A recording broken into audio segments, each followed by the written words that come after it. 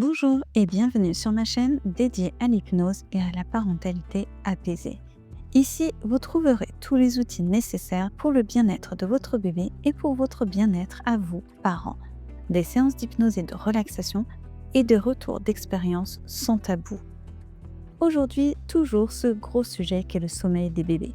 Un sujet qui affole les réseaux et qui est aussi un enjeu majeur, notamment pour les jeunes parents, car il peut être source de tension au sein du couple et mettre à rude épreuve la santé mentale lorsque bébé dort mal. Je vais donc vous partager 5 erreurs sommeil que j'ai faites en tant que jeune parent.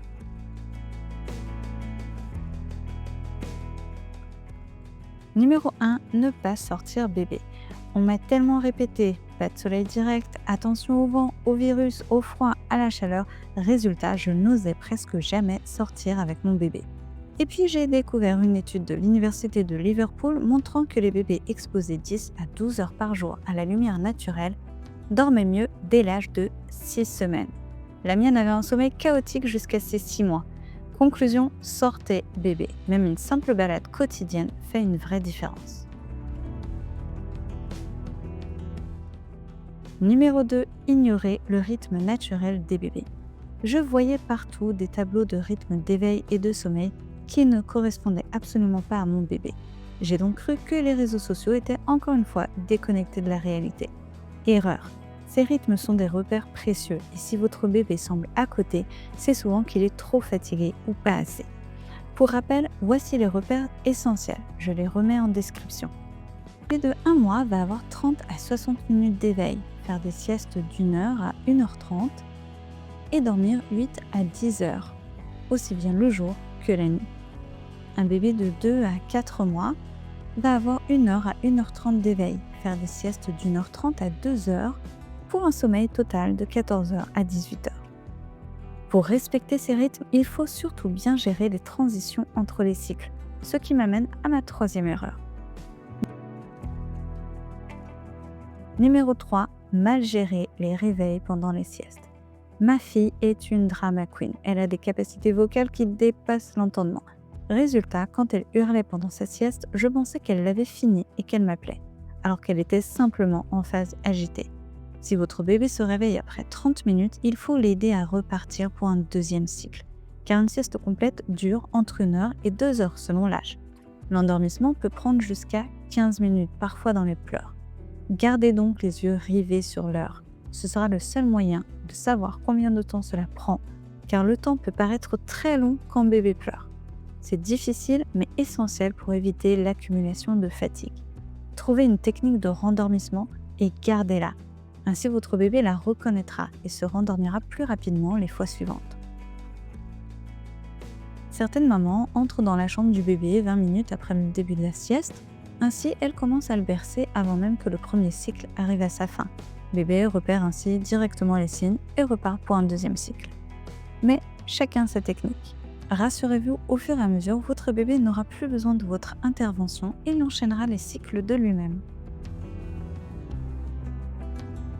Numéro 4, ignorer et ne pas accepter la dépendance de bébé. Les 3 premiers mois, la plupart des bébés refusent de dormir seuls en journée. Ils ont besoin de votre chaleur, de votre odeur, de votre respiration. Je ne le savais pas et ça m'a mené droit dans le mur. Ignorer cette réalité a eu 3 conséquences. Tout d'abord, cela a généré de la frustration, car sur les réseaux, les mamans semblaient parvenir à poser leur bébé alors que le mien hurlait dès que je tentais. Deuxièmement, la sensation d'être coincée au lit sans l'avoir choisi. Et enfin, des siestes catastrophiques car ma fille se réveillait entre 2 cycles et je n'arrivais pas à la rendormir. Conclusion, acceptez dès maintenant ce besoin de bébé et n'idéalisez pas.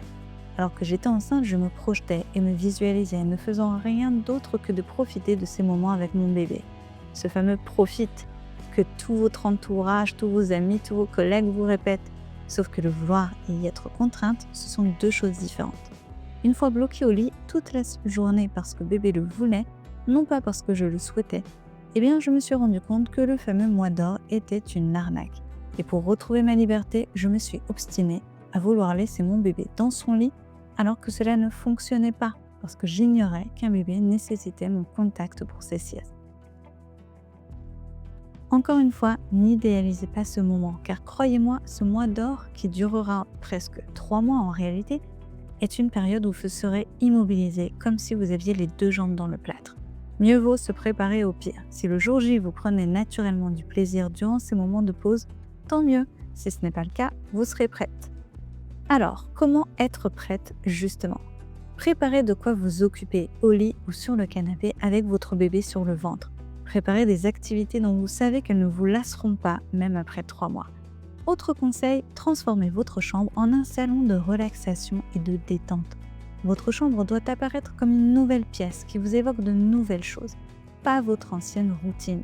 Inutile de repeindre, acheter des meubles ou de faire de grosses dépenses. Mais pourquoi pas déplacer quelques-uns de vos soins dans la chambre, acheter une nouvelle housse de couette et des têtes d'oreiller, disposer de la déco détente en matière naturelle, des bougies non parfumées, etc. etc. Mettez-vous dans la peau d'une décoratrice d'intérieur ou d'une businesswoman qui a décidé d'ouvrir un lieu de détente pour les mamans. Que mettriez-vous à leur disposition ? Des livres, des magazines, une tablette pour jouer en ligne, des soins pour le visage ? Autre élément important de la préparation à ces 3 mois, apprendre à lâcher prise. Vous n'aurez pas le temps de gérer votre foyer. Vous ne pourrez pas être Wonder Woman ou je ne sais quelle influenceuse qui gère son bébé, le ménage de son grand appartement, de la cuisine. Vous ne pourrez pas, car ce n'est pas ce que veut votre bébé. Alors lâchez prise, acceptez de ne pas avoir le contrôle, acceptez le désordre qui vous entoure, acceptez de ne pas être parfaite. Les réseaux sociaux ne reflètent pas la réalité. Et non, les autres femmes ne réussissent pas mieux que vous. Ne croyez pas tout ce que l'on vous raconte, même autour de vous. Pour rappel, je mets à votre disposition des séances d'hypnose dont le but est de vous permettre de lâcher prise au quotidien. Pour conclure, et oui, je me répète, acceptez la dépendance de votre bébé. Laissez-le dormir sur vous si c'est ce dont il a besoin. Cela l'aidera à enchaîner ses cycles, à faire de vraies siestes et donc à mieux dormir la nuit. Numéro 5, vouloir trop bien faire. En voulant être une maman parfaite, j'ai commis plusieurs erreurs. La première, profiter de chaque réveil nocturne pour changer ma fille. Sauf qu'en tant que jeune parent, je n'étais pas encore rapide ni discrète. Résultat, je la réveillais complètement alors qu'elle aurait pu se rendormir après la tétée. Règle d'or, on ne réveille jamais un bébé qui dort. Ni pour manger, ni pour changer la couche. Sauf cas particulier, rougeur, prise de poids insuffisante. Mais si à la fin, il vous le fera savoir. Alors, même si les sages-femmes, notamment à la maternité, vous disent qu'il faut réveiller bébé tous les 3 heures pour le nourrir, je ne suis pas d'accord. Et ce ne sera pas aux sages-femmes de venir chez vous lorsque votre bébé se réveillera toutes les 3 heures, plusieurs nuits d'affilée. Autre erreur, le cododo. Là aussi, je voulais bien faire, mais ma fille ayant un sommeil très très léger, ma présence la perturbait plus qu'elle ne la rassurait. Ce n'était pas adapté à elle et elle dort bien mieux seule.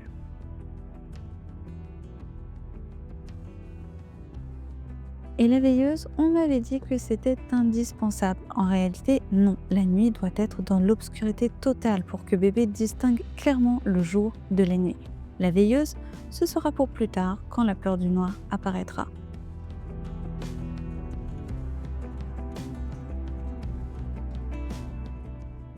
Voilà pour les 5 grandes erreurs qui ont mené à un sommeil chaotique.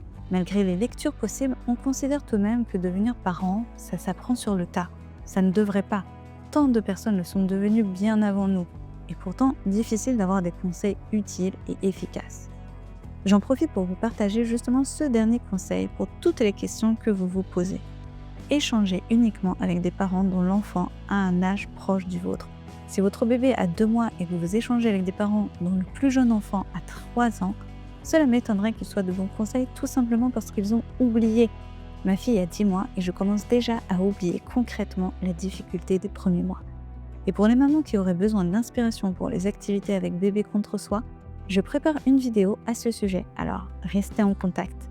Comme toujours, pour que l'entraide entre parents fonctionne, commentez, partagez et likez. Prenez soin de vous.